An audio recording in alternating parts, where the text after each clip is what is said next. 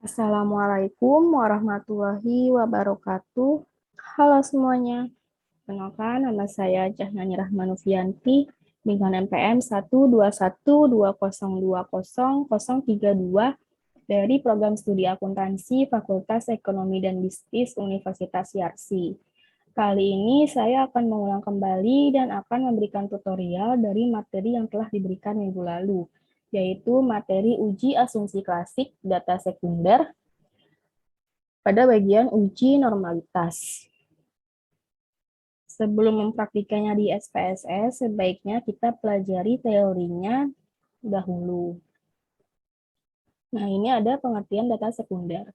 Data sekunder adalah data yang sudah diolah terlebih dahulu dan baru didapatkan oleh peneliti dari sumber yang lain sebagai tambahan informasi. Beberapa sumber data sekunder adalah buku, jurnal, publikasi pemerintah, serta situs atau sumber lain yang mendukung. Uji asumsi klasik. Uji asumsi klasik dilakukan terhadap model regresi yang digunakan dalam penelitian untuk menguji baik atau tidaknya model regresi tersebut. Dalam penelitian ini, uji asumsi klasik digunakan untuk menguji bahwa analisis regresi bebas dari asumsi klasik seperti normalitas, multikolonialitas, dan heteroskedastisitas. Nah, kita nanti akan fokus pada asumsi klasik bagian normalitas. Uji normalitas. Uji normalitas bertujuan untuk menguji apakah dalam model regresi, variabel pengganggu atau residua memiliki distribusi normal atau tidak. Uji normalitas dapat dilakukan melalui dua cara. Yang pertama dengan menggunakan analisis grafik, yang kedua dengan menggunakan tabel Kolmogorov-Smirnov. Cara yang pertama yaitu dengan menggunakan analisis grafik. Analisis grafik yaitu menggunakan grafik histogram yang dimana membandingkan antara data observasi dengan distribusi yang mendekati distribusi normal. Selain itu, analisis grafik juga bisa dengan grafik normal probability plot atau grafik normal pt-plot yang membandingkan distribusi kumulatif dari distribusi normal. Distribusi normal akan membentuk satu garis lurus diagonal dan plotting data residual akan dibandingkan dengan garis diagonal. Jika distribusi data residual normal, maka garis yang menggambarkan data sesungguhnya akan mengikuti garis diagonalnya. Kemudian yang kedua ada dengan menggunakan tabel Kolmogorov-Smirnov. Uji one sample Kolmogorov-Smirnov merupakan uji normalitas yang umum digunakan karena dinilai lebih sederhana dan tidak menimbulkan perbedaan persepsi. Uji one sample Kolmogorov-Smirnov dilakukan dengan tingkat signifikan 0,05.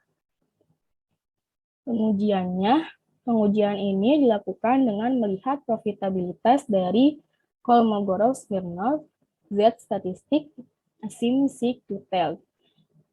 Nah, jadi jika nilai asymptotic-nya kurang dari 0,05, maka nilai residual dalam suatu regresi tidak terdistribusi normal. Namun, jika nilai asymptotic-nya lebih dari 0,05, maka nilai residual dalam regresi terdistribusi dengan normal. Nah, jadi itu teori atau materi yang akan kita pelajari nanti, yaitu pengujian uji normalitas melalui dua cara, yaitu yang pertama dengan cara melihat grafik dan yang kedua dengan melihat tabel Kolmogorov-Smirnov. Kemudian selanjutnya kita bisa langsung mempraktikannya di SPSS. Nah, ini pertama saya sudah buka dahulu aplikasi SPSS-nya. Selanjutnya kita import data sekunder yang akan kita gunakan. Klik icon ini, kemudian kita cari data yang mau kita gunakan. Nah, kita ubah dulu file of type-nya menjadi Excel. Nah, ini data yang akan saya gunakan, yaitu data sekunder. Kemudian klik Open, lalu klik OK. Kemudian, ini datanya sudah terimport. Kita cek ke variabel view-nya dahulu untuk menghilangkan desimalnya. Kemudian kita kembali ke data view. Langsung aja kita melakukan langkah-langkah pertama untuk uji normalitas menggunakan grafik, yaitu kita klik Analyze, Regression, kemudian klik Linear. Untuk keuntungan, kita pindahkan ke Dependent, kemudian untuk aset, kita pindahkan ke Independent. Dan harga saham juga kita pindahkan ke Independent. Kemudian kita klik Statistik, lalu kita checklist covariance matrix dan collinearity diagnostics. Lalu klik continue, kemudian kita ke plots. Nah, di sini zip rate-nya ini kita masukkan ke X, receipt-nya kita masukkan ke Y. Lalu kita checklist histogram serta normal probability plot. Kemudian kita klik continue, kemudian klik OK. Nah, di sini output-nya sudah keluar, kita cari grafiknya. Nah, ini ada grafik histogram. Jadi, di grafik histogram ini sesuai dengan materi di awal tadi, dikatakan normal jika garisnya ini simetris atau tidak melengkung-melengkung. Nah, di sini bisa kita lihat garisnya ini itu simetris ya. Jadi, dari naik, kemudian turun gitu, terlihat simetris dan tidak melengkung-melengkung. Jadi dapat dikatakan melalui pengujian grafik histogram ini, datanya itu terdistribusi dengan normal. Kemudian kita ke grafik normal probability plot. Sama juga seperti materi di awal tadi, dikatakan normal jika garisnya ini membentuk suatu garis lurus.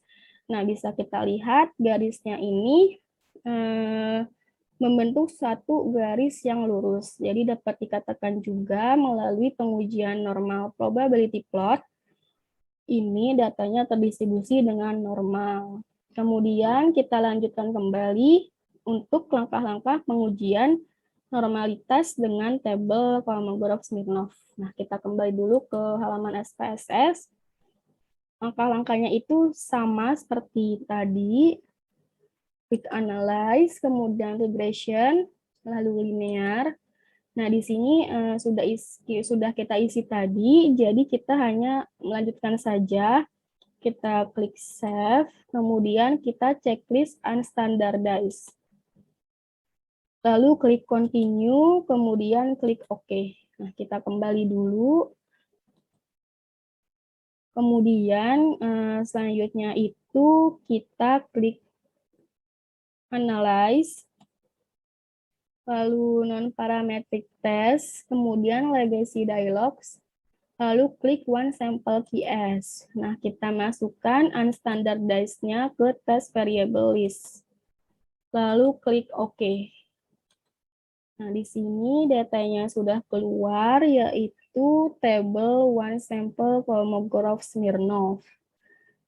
Sama juga seperti yang telah dijelaskan pada materi tadi, dikatakan normal jika asumsi tutelnya ini lebih dari 0,05.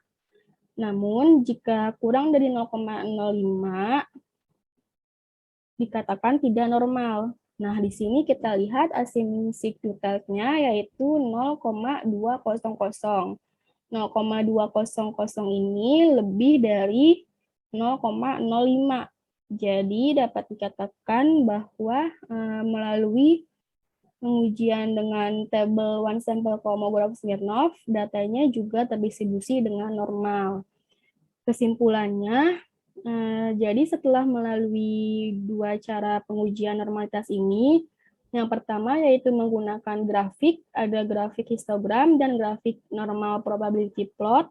Kemudian cara kedua ini dengan menggunakan tabel one sample Kolmogorov-Smirnov dapat disimpulkan bahwa data sekunder yang kita gunakan ini terbukti bahwa nilai residual dalam regresi terdistribusi dengan normal. Sekian pengulangan kembali materi dan tutorial yang saya berikan mengenai uji asumsi klasik pada data sekunder, yaitu uji normalitas. Mohon maaf apabila terdapat kesalahan dan kekurangan. Semoga bermanfaat untuk kalian semua. Sampai bertemu di minggu depan. Terima kasih. Wassalamualaikum warahmatullahi wabarakatuh.